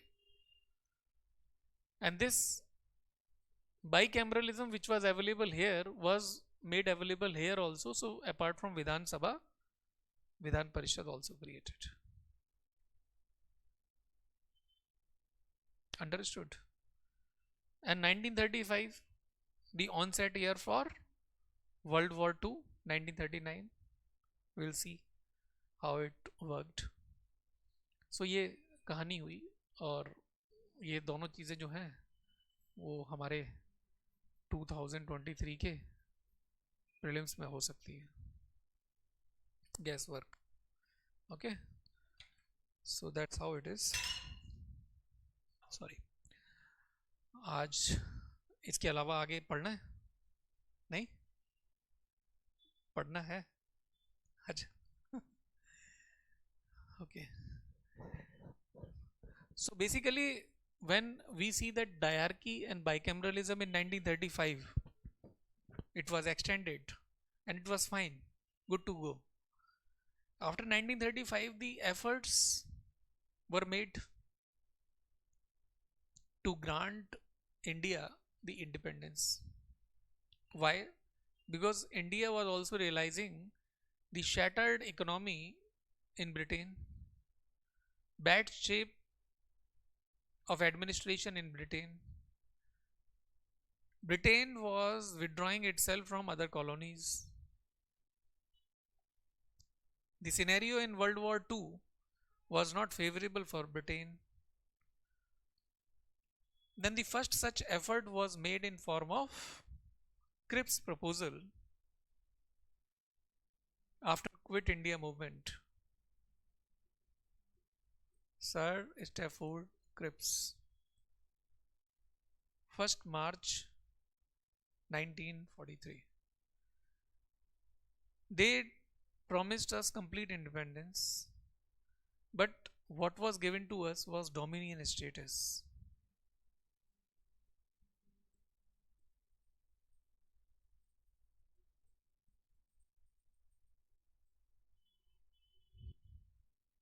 Dominion status, for your understanding, means half rule. मतलब क्या कि president यदि आपका है तो prime minister हमारा, और otherwise vice versa. ये तो गड़बड़ हो जाएगा. दूसरा, आप अपनी आर्मी कोई नहीं रखोगे, आर्मी हम देंगे आप. जैसे ऑस्ट्रेलिया में उनकी आर्मी नहीं होती, प्रॉक्सी उनको दी जाती है, यूएस देता है. यदि उनके ऊपर अटैक होगा तो यूएस विल प्रोटेक्ट देम. पैसे देते हैं वो लोग, स्टैंडिंग आर्मी को मेंटेन करने का पैसा बहुत खर्च होता है. So that's how the dominion status, it was rejected by us. It was rejected by us. We demanded in this. It depends. If the presidential form of government is there, then fine. That is an internal, you can say, arrangement. Like in US or in Britain, there's a different system. So we are on the basis of the British practices, prime ministerial form of government. So it is not the question. Basically, the question is that half rule means dominion status. The intervention in the constitution making is also there, right? Basically, if you look at this 1935 Government of India Act, so what happened in 1928? Simon Commission was brought. It was all white commission, and this commission was not including any Indian member because of the fact that they were believing that Indian cannot frame the constitution, and that is why Lada Rajpat Rai and Lati charge, death of him on platform itself, and then Moti report means they accepted the constitution making challenge, and this Moti report was brought in form of 1935 Act. And in between RTCs 1, 2, 3 means round table conference. Okay, सब कुछ include है, but वो history का part बन जाता है, वो कोई फ़ायदा नहीं है, मतलब एक्चुअली पॉलिटी की क्लास में. ओके, सो 1935 के बाद में ये 1943 का डेवलपमेंट बेटा, बट उसके बाद में जब वॉर ओवर ही हो रहा था 1944-45 में वॉर ओवर हो रहा था, then another effort was made in form of cabinet mission plan. In cabinet mission plan, complete independence was granted to us, but two nation theory was not accepted because formation of Pakistan was not in favor of Britishers. Why?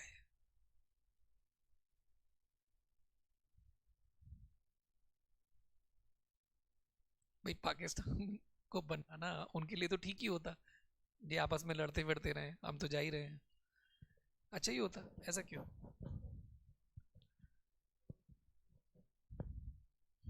Jinnah lost in election.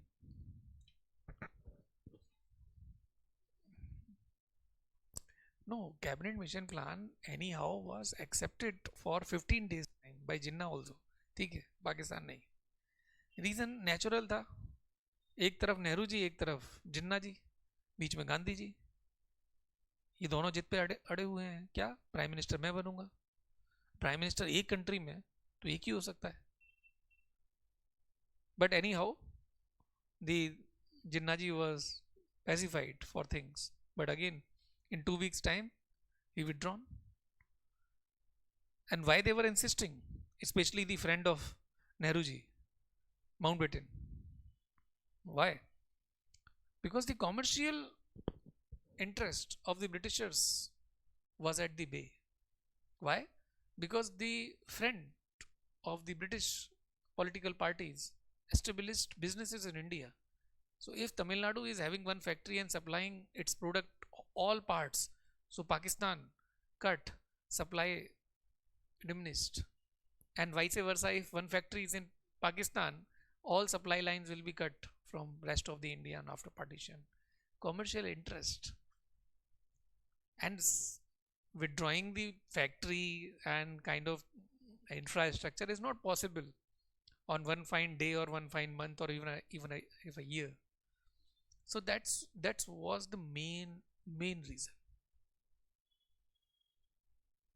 ये वैसे यहाँ पे नहीं पढ़ाया जाता है, books में भी नहीं है, बस वो जब आप जाके इसका इंटरप्रिटेशन दूसरे कंट्री के हिस्ट्री में देखोगे, स्पेशली ब्रिटिश स्कूल्स में या उनके कॉलेजेस में जो मटेरियल है वो ये है कि हम नहीं चाहते थे कि पाकिस्तान बने, क्योंकि हमारे यहाँ के जो बिजनेसेस जो सपोर्ट करते थे पॉलिटिकल पार्टीज को, उनके इन्वेस्टमेंट वहाँ पे थे और उनको हार्म होता इस वजह से. Even after partition, the British army was protecting Pakistan as well as India, and we were fighting with each other. The Gadar movie, right? And Muhammad Ali Jinnah was saying to Mountbatten, चलो चलो attack करो. कहते भाई इसका मतलब ये हुआ कि ब्रिटिश आर्मी पे ही अटैक कर रही है, right?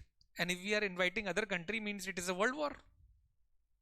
It is not possible. That is why Jinnah ji sent his own self-styled army,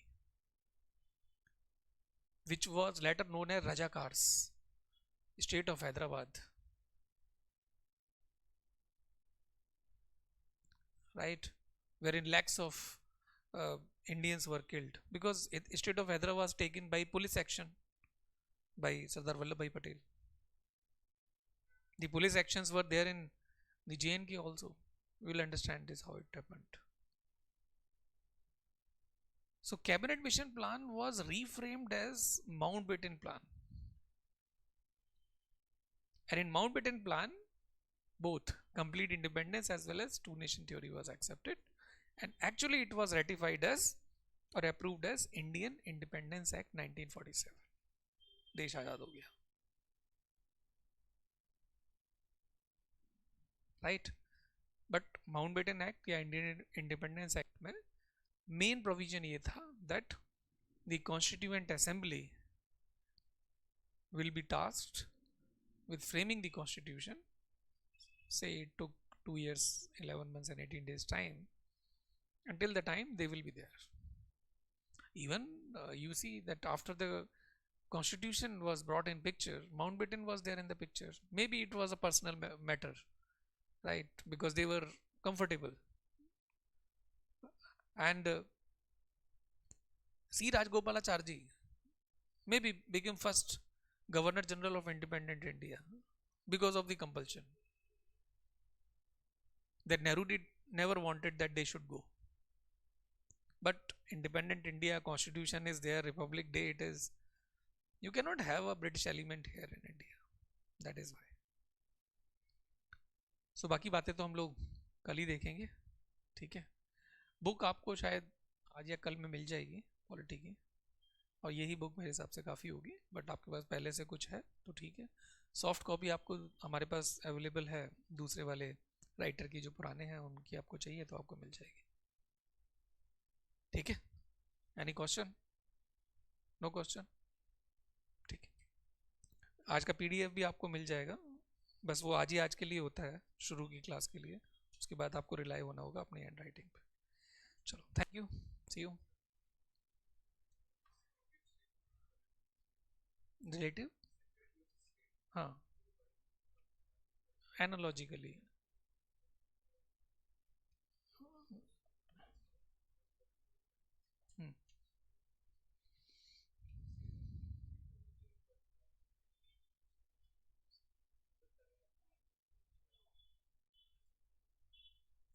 dyarchy was introduced at this 1919 में यहाँ पर, बट 1930, हाँ ओनली 1935 में यहाँ से हट गई, खत्म हो गई और वो यहाँ पे आई.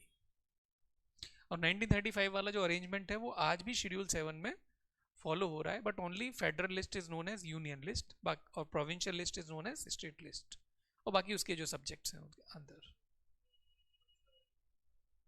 Viceroy had the veto power.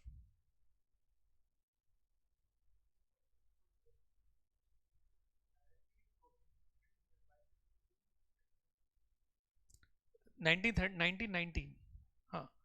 This was only here. What? Diarchy. And bicameralism only here. Only here. 1935, in 1935, diarchy was no more here.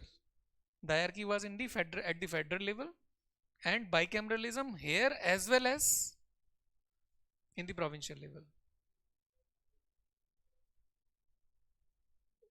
Indirectly elected in the upper house that time, directly elected and nominated both. The elected one elections hota tha, और indirectly elected one the rulers in the lower house that time. In the upper house also rulers were also there by through nomination. ठीक है.